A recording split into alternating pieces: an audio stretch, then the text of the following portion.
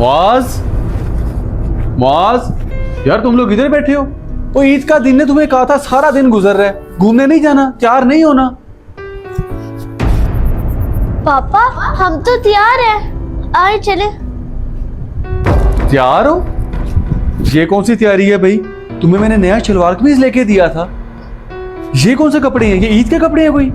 पापा मैंने तो अपने कपड़े पहने हुए हैं, मुआज ने तो अपने कपड़े अपने दोस्त को दे दिए।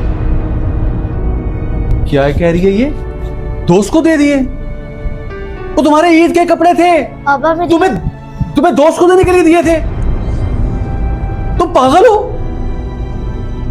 एक मिनट बात तो सुने। क्या बात सुनूं तुम्हारी मैं? तुम्हें नए कपड़े लेके दिए मैंने।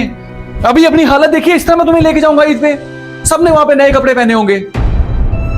पापा दरअसल बात ये है कि इसके दोस्त के पापा पिछली ईद पे तो जिंदा थे और उन्होंने बहुत अच्छी ईद मनाई थी, लेकिन इस ईद पर उसके पापा जिंदा नहीं है, इसलिए इसने अपना सूट उस अपने दोस्त को दे दिया।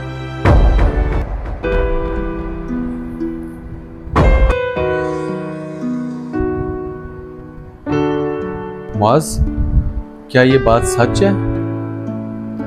जी पापा। आपने तो मुझे शर्मिंदा कर दिया, मैंने इतना गुस्सा किया आपके ऊपर। मेरा बेटा शहजादा, बहुत अच्छा काम किया आपने।